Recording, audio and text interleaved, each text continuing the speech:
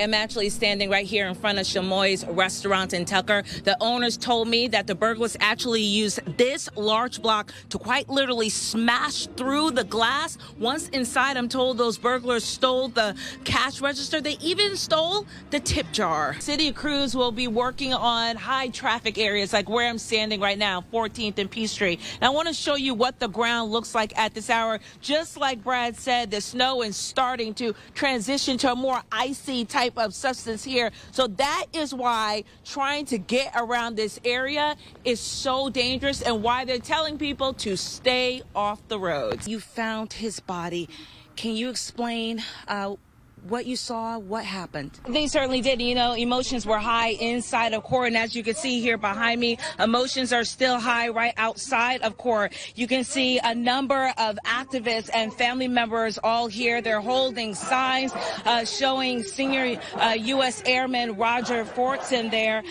Inside of court, the judge denied a motion by the defense to allow the former deputy charged with manslaughter to leave this area. And I just want to show you how much ice is on the roads right now. I can literally slide across this street. So imagine how dangerous it would be to drive down this road right now. Julian Conley, the man accused of killing 8-year-old Sequoia Turner, found guilty of murder. He was found guilty on several charges. Those charges include murder, felony murder, aggravated assault. Yeah, things really got heated. The passenger told me she was sitting in the back of an Uber like this with the window rolled down halfway. She asked that Uber driver to roll up the window and turn on the AC. She said when that didn't happen, that violent argument ensued. Signs were posted above water fountains and cafeterias, and the signs also said things like whites only and also colored only. It's an answer so many in this community want.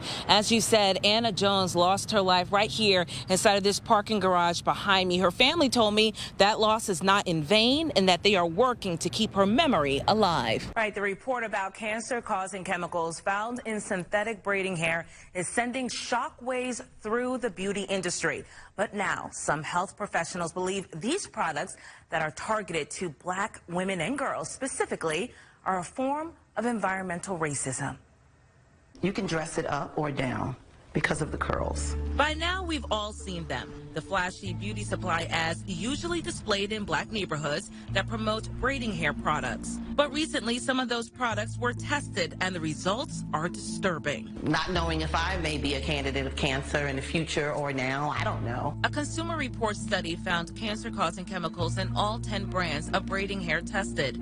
3 had the chemical benzene. Benzene is mostly linked to leukemias. Chemist and Emory University professor of environmental health, Carmen Marcet, explained how the chemical disrupts the body. And it's this chemical that can go in and bind to your DNA and lead to mutations. And so it's that what could go on to form a cancer. We reached out to all 10 companies whose products were tested. Only 2 responded. Both companies stated their products are safe and questioned the testing methods. But Dr. Marcet says benzene doesn't need to be ingested in order to be harmful. It's near your face, so that's in your breathing zone. In 2024, I first spoke with Dr. Marcet after the FDA proposed a ban on certain chemical hair straighteners that were found to cause cancer. Those products mostly marketed and used by Black women and girls. So I had to ask, is the placement of these products in majority Black communities a form of environmental racism? Well, I think it plays a big part. I mean, it's really a history of these types of products being marketed to Black women. It's the pollutant, it's the toxin. Professor Dr. Tara Taylor with Morehouse College. I would definitely say that racism is at the core with regards to when any time a particular group is disproportionately impacted. This is, in my mind, a public health emergency. Dermatologist Dr. Aaliyah Brown has treated patients who developed serious scalp and hair rashes from synthetic braids. She says the rashes combined with the new cancer risk should sound health alarms nationwide. Unfortunately, there also are some biases that exist with healthcare and people of color and disparities. Hairstylist Dion James tells me she developed health issues after decades of braiding and inhaling fumes from synthetic hair. I have suffered from benign tumors, so now I'm starting to think that maybe it may correlate to the hair. Is this braiding hair poisoning Black women? Of course it is. Abayomi Jones is a physician and an attorney. She's done research on harmful hair care products in the Black community. These manufacturers and producers, they understand what is in these products, but the consumer doesn't understand. So it's a blatant pulling the wool over our eyes. Now, most of the synthetic hair used for braiding is bought in bulk from overseas, where regulations are different. Health experts said it's best for the consumer to purchase organic hair made with banana fibers. For a full list of the brands tested and the results, just go to our website. That's WSBTV.com. We think about the customers, but also the people, the professionals who do this kind of work. Right. And breathing in the fumes, like I reported, it really is very dangerous. And Audrey, it's so important for you to shine a light on this so people can have that conversation with their friends, with their daughters, with their mothers, and tell them about it too.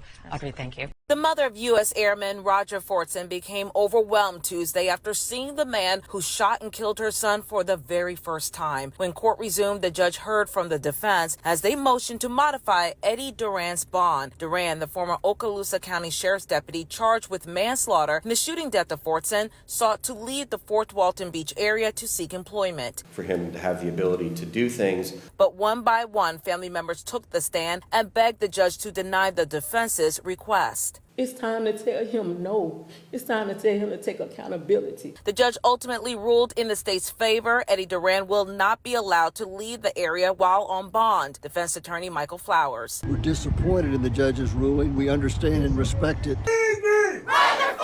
Outside of court, supporters celebrated. It's love. It's accountability. I have fibromyalgia, a pituitary gland brain tumor that I have to take medication for the rest of my life. The list of health issues is long for Amy Miller. I have glaucoma, ADHD, and anxiety, and spinal stenosis. She, like millions of Georgians, rely on ACA marketplace coverage, but soon the Affordable Care Act's enhanced premium tax credits will expire and premiums expected to skyrocket if Congress does not agree on government funding and access to health care coverage.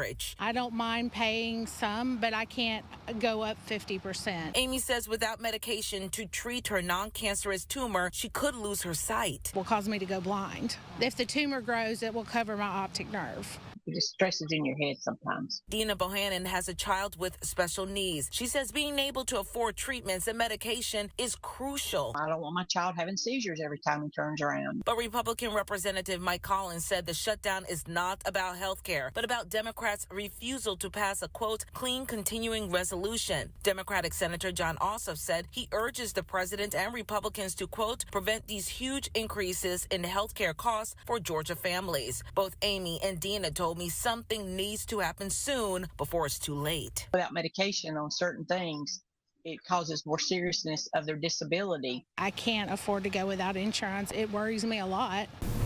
Hopefully, closure happens today with this verdict. The verdict came down just before 4 p.m. on Friday. Julian Conley, the man accused of killing 8-year-old Sequoia Turner in a shooting in 2020, found guilty of murder and other charges. Before the sentencing, the court heard from the parents of Sequoia Turner and from Conley's mother. My baby died, and he said he made so many lies. Like, how could you lie when it comes to kids? How could you just sit there and say a bold-faced lie like nothing national if we caused it? Julian